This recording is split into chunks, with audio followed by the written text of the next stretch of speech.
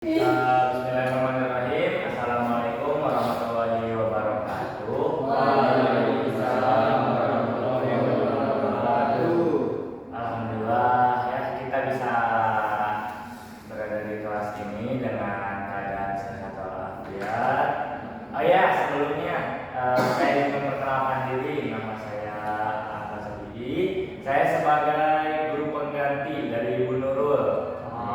Ibu Nurul sedang cuti melahirkan, jadi saya sebagai pengganti guru BK-nya ya. Oke, teman-teman tahu sekarang kita akan melaksanakan apa? Nah, teman-teman, sekarang ini kita akan melaksanakan bimbingan kelompok. Oke, udah ada yang tahu apa itu bimbingan kelompok? Belum. Oke, mungkin bimbingan kelompok itu yaitu kita akan Bapak akan melakukan bimbingan kepada kalian yaitu dengan menggunakan dengan cara membagi setiap kelompok-kelompok, dan di setiap kelompok itu kita akan berdiskusi. Oke? Jadi sebelum kita mulai, alangkah baiknya kita berdoa yang dipimpin oleh siapa? Siapa nih? Sudah sama saya, Pak. Sama siapa aja? Sama saya aja, Pak. Oke, baik teman-teman. Sebelum kita melaksanakan kegiatan pada hari ini, mari kita berdoa agar lancar, tundukkan kepala, berdoa nanti mulai.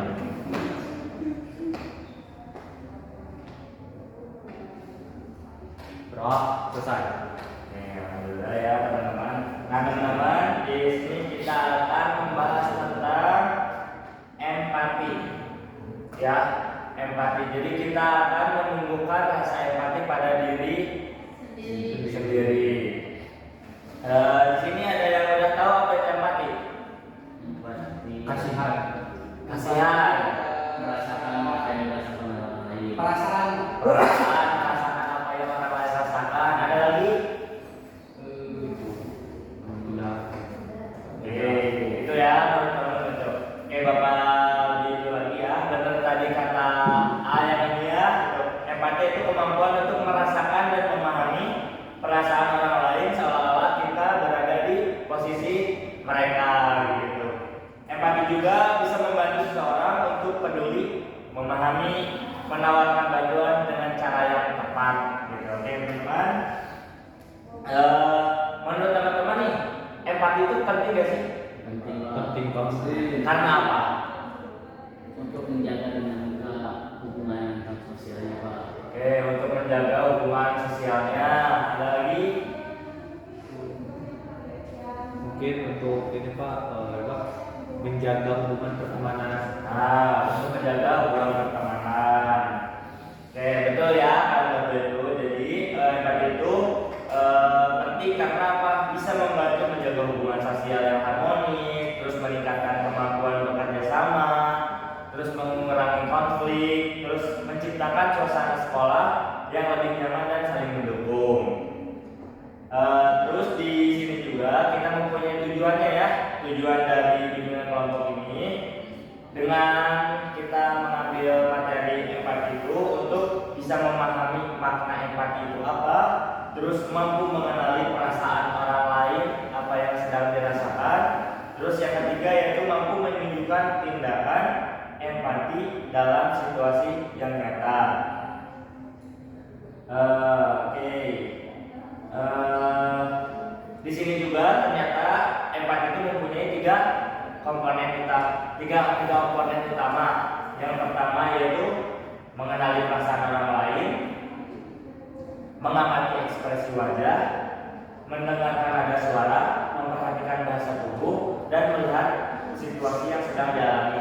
Jadi dengan kita bisa menumbuhkan rasa empati dalam diri kita itu, kita bisa tahu nih apa yang sedang teman-teman kita rasakan, terus orang-orang sekitar kita rasakan, gitu ya. Mungkin kita lanjut membuat kelompok ya. Oke.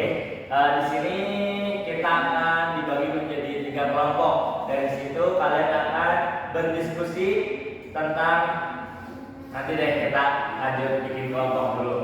Coba. Mungkin ada penyesalan gimana cari kelompoknya? Berhitung aja Pak. Berhitung aja. Ya. Mulai dari mana?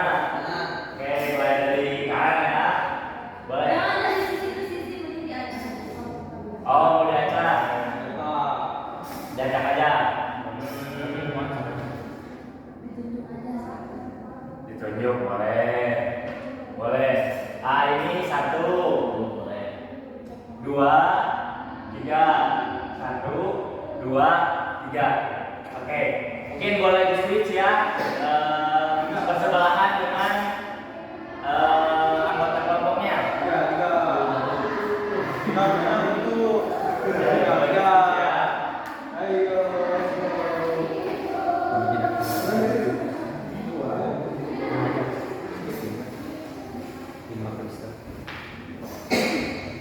Oke.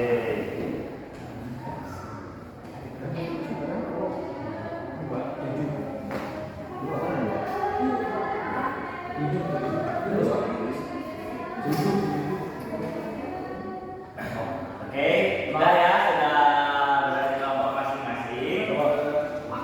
Oke, di sini Bapak punya studi kasus nih, punya studi kasus. Setiap kelompoknya itu berbeda-beda studi kasusnya. Boleh teman-teman dicatat juga ya. Oke, kelompok 1 mana? Oke, kelompok 1 terlebih dahulu ya. Oke, boleh dicatat ya. Nah, di sini tuh ada teman kalian, teman baru atau siswa baru yang baru masuk kelas, dan siswa tersebut duduk sendirian. Terus siswa baru tersebut tuh tidak ada yang mengajak ngobrol. Ya. Nah, pertanyaannya, apa reaksi empati yang seharusnya dilakukan? Oke. Sekarang kelompok 2. Oke, kelompok 2 boleh dicatat ya. Di sini ada teman kalian yang kehilangan buku dan teman kalian itu terlihat panik. Sudah? lupa. Dan teman kalian pun Terlihat panik. ya Oke. Nah, pertanyaannya, apa tindakan empati yang bisa diberikan oleh kalian kepada teman kalian itu?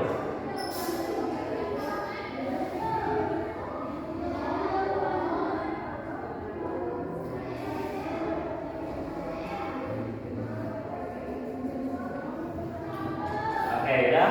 ya Oke, sekarang kelompok 3. Boleh didengarkan ya. Di sini ada teman kalian yang tidak ikut bermain dan hanya diam sendirian atau dalam kurung menyendiri, mengasingkan diri dari orang lain. Oke, pertanyaannya, apa yang perlu kamu lakukan agar siswa tersebut bisa merasa diterima?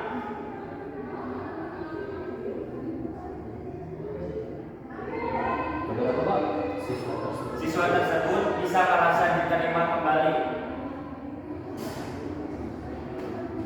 Oke, sudah ya. Boleh kalian berdiskusi dengan teman sekelompoknya. Bapak kasih waktu 15 menit. Baik, Pak.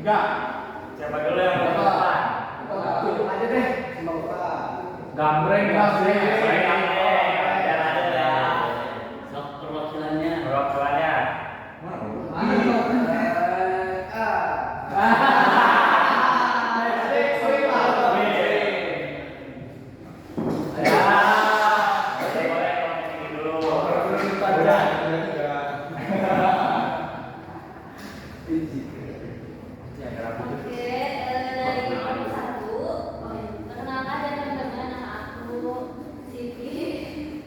Dari nomor 1. Halo Siti. Halo. Studi kasus yang diambil dari kelompok 1 tadi tentang anak siswa, anak baru yang baru datang ke sekolah tapi duduk sendirian. Nah, pertanyaannya, reaksi empati apa yang tepat untuk digunakan? Nah, reaksi yang tepat digunakan itu pertama-tama kita ajak ngobrol dulu siswa tersebut agar bisa merasa nyaman dan merasa diterima dengan sebagainya. Terus jika dia merasa nyaman, baru ajak untuk bersama dengan teman-teman. Udah itu aja. Oke, silakan dulu. Oke, sekarang kelompok selanjutnya boleh. Assalamualaikum warahmatullahi Waalaikumsalam. Perkenalkan, saya Sino. Sino PSI. Saya akan menjawab pertanyaan yang tadi Bapak sampaikan di kasus. Pertanyaannya yaitu ada teman kalian yang kehilangan buku dan teman kalian pun begitu. Pertanyaannya, apa tindakan empati yang bisa diberikan kepada teman kalian? Nah, yang pertama yaitu memberi dukungan. Yakinkan dia bahwa masalah ini bisa diatasinya gitu ya. Yang keduanya yaitu menawarkan solusi, misalnya membantu membuat catatan baru atau meminjamkan buku kepada dia gitu ya. Yang ketiganya yaitu menunjukkan sikap peduli, beri waktu dan perhatian, jangan ditertawakan atau jangan direndahkan.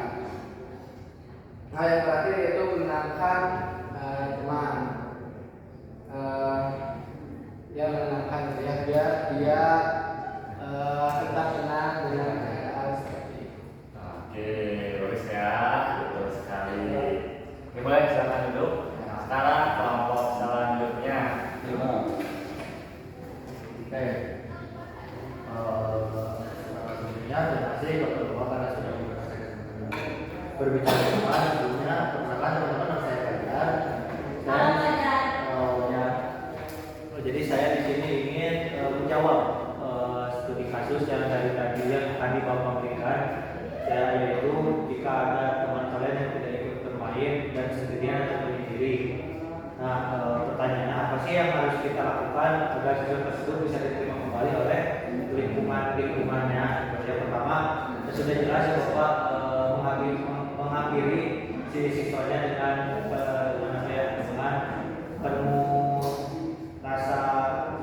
penuh rasa empati dan bahagia, jadi agar si siswa juga bisa lebih terbuka sama kita, fasilitasnya, jadi kita itu baik gitu di matanya. Terus yang kedua ada mengajak ngobrol terlebih dahulu, seperti kayak kamu kenapa sendiri, kenapa gak juga sama teman-teman, misalnya siapa tahu dia menyendiri juga ada hal dari teman-temannya, mungkin ada dari dia yang misalkan aku introvert, mungkin aku dijauhi sama teman-teman, jadi kita tahu gitu. Nah, terus yang terakhir, setelah kita tahu nih permasalahan si siswa, misalkan menyendirinya karena apa, nah kita itu bisa pelan-pelan ngajak dia juga gitu.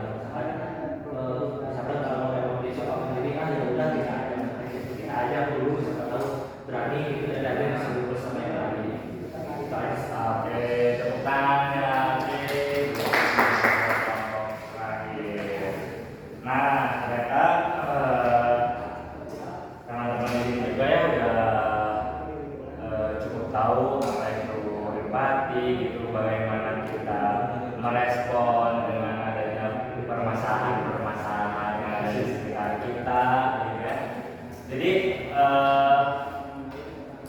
sebetulnya kita tuh harus terus ya, walaupun kita udah tahu empati itu seperti apa, terus gitu, kita harus terus membuka rasa empati itu biar tetap ada di diri kita sampai kapanpun itu. Karena kan boleh dibilang itu demi apa? demi lingkungan yang nyaman, kayak aman gitu. Kan mungkin teman-teman juga gak mau ya kayak ada di lingkungan yang toksik atau bermasalah kayak gitu kan. Itu juga kan bisa mempengaruhi perkembangan kalian juga. Nah, di sini juga ada 5 langkah agar kalian bisa meningkatkan atau berkembang mengembangkan sifat empati kalian gitu kan ya, perilaku empati kalian. Itu yang pertama yaitu ada listen fully, yaitu mendengarkan dengan penuh perhatian. Jadi kalau misalnya ada teman atau siapapun itu, entah itu berbicara atau bercerita, coba teman-teman tuh perhatikan. Jangan kayak ada temannya nih lagi cerita, teman-teman tuh sibuk main HP kayak gitu. Kan dengan gitu juga mungkin teman-teman bisa merasakan gitu ya, kayak gak nyaman buat bercerita juga. Jadi kita harus menjadi pendengar aktif gitu ya. Terus yang kedua, observe, yaitu memperhatikan ekspresi dan situasi. Nah, kalau misalnya kita ingin menumbuhkan rasa empati kita itu, kita harus memperhatikan orang-orang sekitar kita, entah itu dari ekspresi atau situasi. Jadi kalau misalnya kita pengen bercanda nih, bercandanya itu kita harus lihat situasi nih. Kita lagi ada di situasi apa nih? Jangan kita tiba-tiba temennya lagi misalnya bete atau apa, kita aja bercanda itu kan kita malah jadi berantem kan jadinya kan, karena pasti ada kesalahpahaman. Niatnya kita itu menghibur mungkin ya, tapi beda halnya dengan orang yang lagi bad mood itu kan. Yang ketiga itu feel, yaitu merasakan apa kira-kira yang mereka rasakan. Jadi kita memposisikan diri kita itu berada di posisi mereka gitu. Terus yang keempat ada respon well, menanggapi dengan sikap lembut dan mendukung. Jadi kita kalau misalnya menanggapi sesuatu itu lebih baik kayak kita lemah lembut gitu kan ya, dan mendukung gitu. Kita tidak judgement juga, kita tidak menjatuhkan gitu kalau misalnya menanggapi sesuatu cerita atau suatu pernyataan atau apapun itu. Terus yang langkah yang terakhir yaitu help appropriate, yaitu menawarkan bantuan sesuai kebutuhan mereka. Jadi misalnya nih kayak tadi studi kasus yang kelompok 2, contohnya yang tadi contohnya ada yang kehilangan buku atau misalnya barang-barang lain kan temannya itu kelihatan panik. Nah kita tuh harusnya nyamperin dia gitu dan menawarkan bantuan. Misalnya ditanya gitu ya, kenapa gitu ya kan, aku bilang gitu, mau dibantu nyari enggak gitu. Kalau misalnya nanti nggak ketemu atau apapun, mungkin bisa dikasih pinjam buku catatan kalian gitu kan ya. Jadi kita berusaha untuk membantu orang-orang sekitar kita juga gitu kan ya.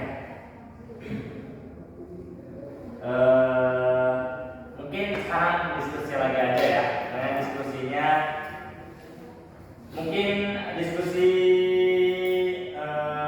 boleh kalian cari 3 contoh kalimat efektif yang bisa digunakan untuk menumbuhkan rasa empati itu. Jadi kalimat-kalimat yang bisa menumbuhkan rasa empati pada diri kita gitu. Oke, 3 aja. Untuk diri kita sendiri. Ya, dan kalian sendiri. 3 contoh saja. Contoh kali Ya, contoh kita kayak penyampaiannya seperti apa yang bisa apa tadi? yang bisa menumbuhkan rasa empati kita. Kalimat, berikan 3 contoh kalimat yang bisa menumbuhkan rasa empati kita. Boleh ya? Bapak kasih waktu 3 menit.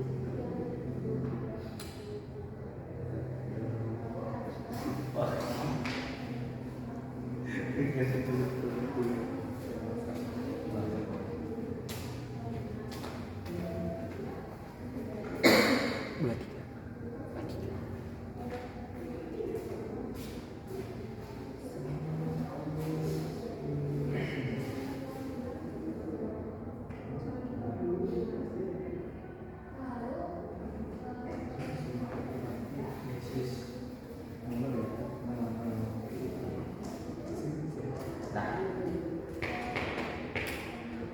Sudah semuanya? Sudah? Oke. Boleh kalian sebutkan saja, kalian sambil duduk aja. Sambil duduk. Ya, jadi Pak. Boleh, mau dari siapa dulu? Mau kemana dulu? Nah, lalu. Ya. dari siapa? Udah kita dulu, kita aja udah. Udah, mungkin dari kita aja Pak. Oke, boleh. Jadi kalimat pertama itu kondisinya ketika kita melihat teman kita lagi sedih gitu. Jadi kalimatnya itu kamu kenapa sih kok sedih sini cerita sama aku kayak gitu. Terus kalau yang kedua mungkin situasinya kayak studi kasus yang nomor 2 ya Pak.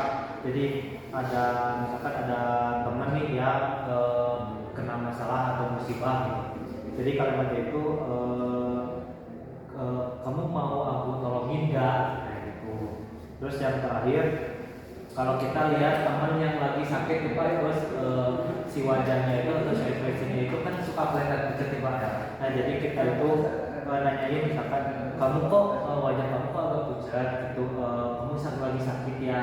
Jadi tanya kondisinya kayak gimana. Oke, jadi mantap ya. Ternyata kalian juga udah banyak tahu ya gitu kan. Oke, lanjut ke kelompok selanjutnya. Oke, ini yang pertama yaitu aku ngerti kamu juga kami karena kita cari solusinya sama-sama. Jadi itu kayak apa ya? Kayak misalkan dia tuh kehilangan darah. Nah itu kan bisa jadi apa ya? Cari solusi buat dia biar dia merasa tidak panik. Nah itu kan empati gitu buat kita ya. Yang keduanya itu kalau kamu butuh bantuan atau mau cerita apa ada di sini untuk mendengar. Nah itu ini kayak misalkan lagi putus cinta. Nah, kan mungkin di sini banyak ya teman-teman betul. Banyak yang itu Ini banyak teman-teman di sini juga yang mungkin kalau putus cinta terus cerita ke teman-temannya itu mungkin bisa disebut empati gitu ya. Yang ketiga itu kamu nggak sendirian, ayo kita coba selesaikan masalah yang ada. Itu kayak pertemanan gitu kan. Oke, jadi saling mendukung aja ya. Oke, baik kelompok selanjutnya. Baik, yang pertama itu ada misalnya ada sebuah kasus yang seseorang yang merasa terbebani, kita sebagai temannya atau teman orang terdekat bisa berkata, bisa memahami bahwa situasi ini tidak mudah untuk kamu menjalani dan wajar jika kamu merasakan beban. Dan yang kedua ini kasusnya misalnya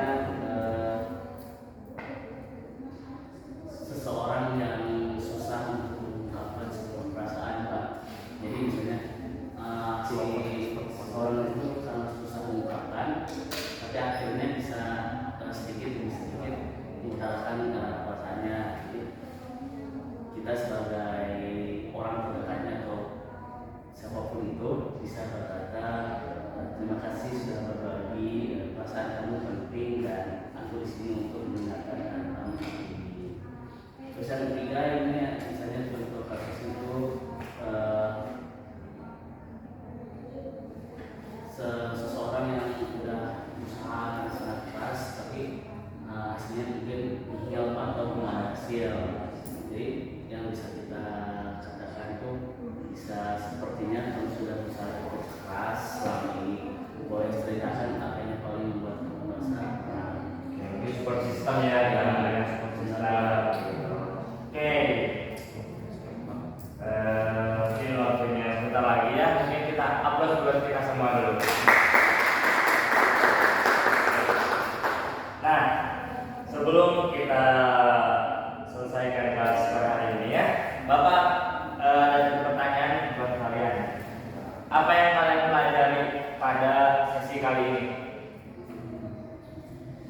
Kalau dari aku kayak itu jadi tahu nih kalau misalnya orang itu lagi kayak ada yang kita bisa memunculkan sikap mental kita ke orang itu. Jadi yang menemukan rasa empatinya lebih maksimal lagi kalau misal nanti di luar sana ada teman kita sedih, ada teman kita lagi ada dalam situasi apapun, jadi kita langsung ke depan aja gitu.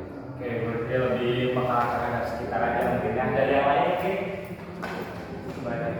Cukup. Kebanyakan teman-teman. Oke, jadi empati itu bukan cuma rasa kasihan ya, itu bukan cuma rasa kasihan, tapi kemampuan penting untuk kita bisa memahami dan mendukung orang di sekitar kita. Jadi dengan membiasakan diri untuk mendengarkan, merasakan, dan membantu, kita tidak hanya membuat orang lain merasa dihargai, tetapi juga membangun lingkungan sosial yang lebih aman dan nyaman. Jadi kita tuh harus memulai apapun dari hal yang terkecil, karena tindakan sederhana pun dapat membawa perubahan yang besar gitu.